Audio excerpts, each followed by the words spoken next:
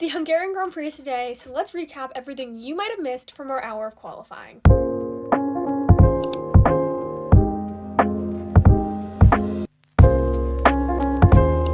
In the back row, we have the Williams of Alex Albon and the Sauber of Nico Hülkenberg. Now for Alex, his lap just was not put together, and he said afterwards that Williams did not expect the track temperatures to be as cold as they were, so on his outlap he did not prep his tires correctly and did not have the heat into them, so he didn't really have much grip. Now for Nico, he is continuing his run of poor qualifying sessions. It has been since Canada that he has been able to out-qualify his rookie teammate, and he is currently losing the head-to-head in qualifying. If we know anything about Nico, he will still probably have a pretty decent race. That brings us to P18, where we have Ocon. He did really well in FP1 and 2, but FP3 he just wasn't really putting his laps together, so I wasn't that surprised when he didn't have the pace in Q1. Now from 17th we have Pierre Gasly.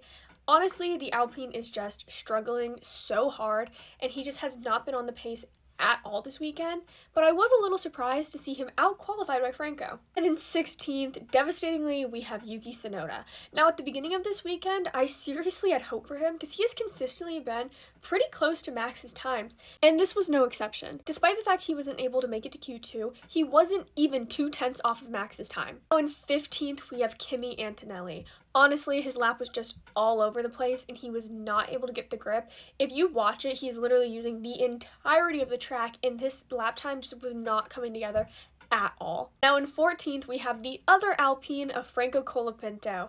Now in Q2, his first lap time was deleted for going off the track.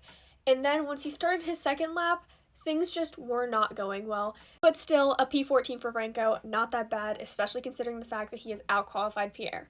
In 13th, we have another team that is struggling, and it is the second Williams of Carlos Sainz. P13 for Carlos is not bad at all. He beat Alex, and he was not even a 10th off of making it to Q3. P12 was a shock exit with Lewis Hamilton not making it through to Q3 again. For the free practices, he honestly didn't look like he was doing that bad. While he wasn't quite as fast as Charles, he wasn't all that far off. He just could not get it together in qualifying. He struggled the whole time, and in the post-qualifying interview, when he was asked about what happened, he said that it was his fault, not the team's, and that he's just useless.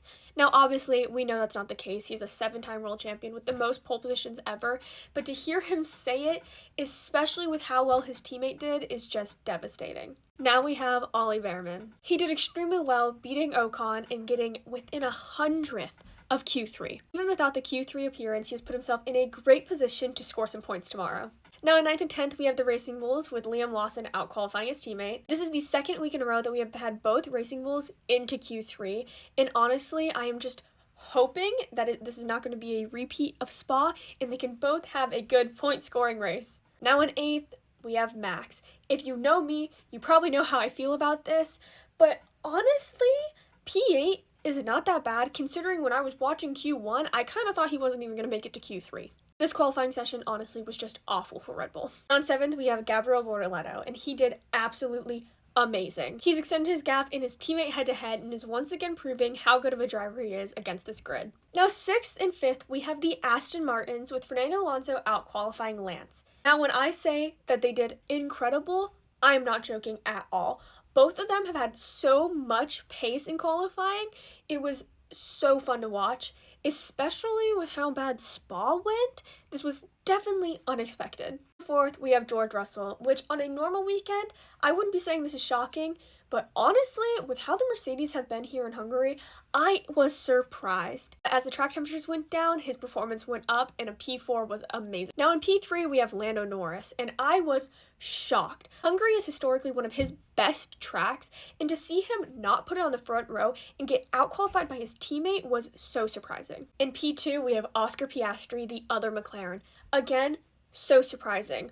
Not that he was P2, but the fact that his teammate is behind him and not in front. Because I fully was expecting a McLaren front row lockout. That leaves us with P1 being Charles Leclerc on pole. I am so excited. It is the first pole for him of the season, and I am just expecting a good race. I hate to say it, but unless the McLarens have a huge mistake, I don't think he'll keep first. But still, insanely impressive, and I was not expecting it, nor was he.